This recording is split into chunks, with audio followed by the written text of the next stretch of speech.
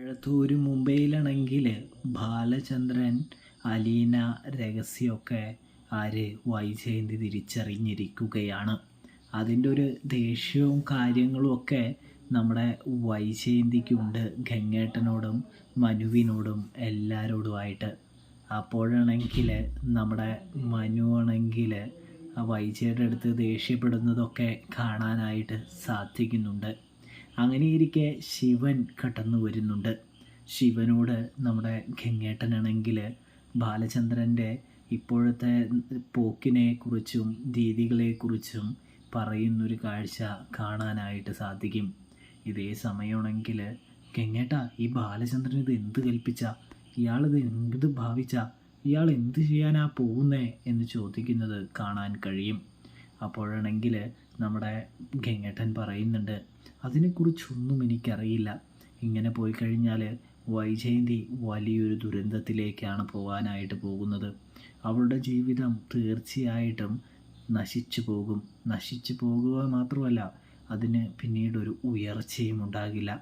അവളുടെ ജീവിതം പോകാതിരിക്കണമെങ്കിൽ, പടുകുഴിയിലേക്ക് അവൾ വീഴാതിരിക്കണമെങ്കിൽ തീർച്ചയായും അവളോട് കാര്യങ്ങൾ പറഞ്ഞേ മതിയാവുകയുള്ളൂ എന്ന് പറയുന്നത് കാണാനായിട്ട് സാധിക്കും. ഇതേ സമയമാണെങ്കിൽ നമ്മുടെ വൈജയുടെ മുറിയിലേക്ക് ചെല്ലുന്ന ഗംഗേട്ടനും ശിവനും കൂടി വൈജയെ കാര്യങ്ങൾ പറഞ്ഞ് മനസ്സിലാക്കാനായിട്ട് ശ്രമിക്കുന്നു. വൈജയാണെങ്കിൽ പറയുന്നുണ്ട്, നടക്കില്ല ഗംഗേട്ട, എനിക്ക് അലീനയുമായിട്ട് സന്ധി ചെയ്യാനൊന്നും യാതൊരു താല്പര്യവുമില്ല, യാതൊരു ഉദ്ദേശവുമില്ല. ആ കാര്യം പറഞ്ഞ് എന്നെ ബുദ്ധിമുട്ടിക്കാമെന്ന് വിചാരിക്കേണ്ട. അതിനോട് എനിക്ക് എതിരാണ്, അതിനോട് എനിക്ക് യോജിക്കാനായിട്ട് കഴിയില്ല എന്ന് പറയുന്നത് കാണാൻ കഴിയും. എൻ്റെ വൈജെ, നീ അറിയേണ്ട ചില സത്യങ്ങളുണ്ട്. നിനക്ക് നിൻ്റെ ബുദ്ധി വെച്ച് ചിന്തിച്ചിരുന്നെങ്കിൽ പണ്ടേ നിനക്ക് ഈ സത്യങ്ങളൊക്കെ മനസ്സിലായേനെ. പക്ഷെ നീ അതിന് ശ്രമിക്കുന്നില്ല എന്നാണ് വാസ്തവം. നീയും അലീനയും ഒരുമിച്ച് പോയില്ലെങ്കിൽ നിൻ്റെ കുടുംബജീവിതമായിരിക്കും ശിഥിലമാകാനായിട്ട് പോകുന്നത്. ബാലചന്ദ്രൻ അലീന പോയി കഴിഞ്ഞാൽ അപ്പോൾ തന്നെ തീർച്ചയായും നിന്നെ ഉപേക്ഷിക്കുക തന്നെ ചെയ്യും. അപ്പോൾ നീ ഒരു ഞെട്ടിക്കുന്ന സത്യവും തിരിച്ചറിയും എന്ന് പറയുന്നു. ഇതേ സമയമാണെങ്കിൽ എന്ത് ഞെട്ടിക്കുന്ന സത്യം? ബാലചന്ദ്രനും നിങ്ങളെല്ലാവരും കൂടി അലീന ബാലചന്ദ്രൻ്റെ മകളാണെന്ന് പറഞ്ഞ് എന്നെ കാപട്യത്തിലൂടെ പറ്റിച്ചില്ലേ? ഇനി എന്നെ എന്തായാലും പറ്റിക്കാനൊന്നും കിട്ടില്ല ഗംഗേട്ട. അപ്പോൾ പിന്നെ പുതിയ അടവൊന്നും എടുക്കണ്ട എന്ന് പറയുമ്പോൾ, അടവൊന്നുമല്ല വൈജ, ഇത് കാര്യം വളരെ സീരിയസ് ആണ്. നീ അറിഞ്ഞിരിക്കേണ്ട ചില രഹസ്യങ്ങളുണ്ട്, ചില സത്യങ്ങളുണ്ട്. അതെല്ലാം ബാലചന്ദ്രൻ അറിഞ്ഞിരിക്കുകയാണ്. അതുകൊണ്ട് തന്നെ നിൻ്റെ ജീവിതമാണ് തകരാറിലാവാനായിട്ട് പോകുന്നത്.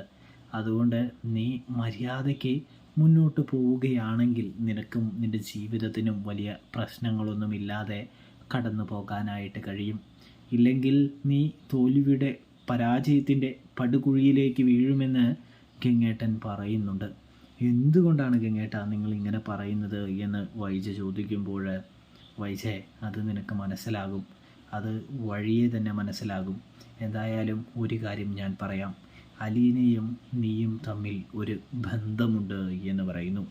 അത് കേട്ട വൈജയന്തിയാണെങ്കിൽ ചിന്തിക്കാനായിട്ട് ഒരുങ്ങുന്ന കാഴ്ച കാണാം.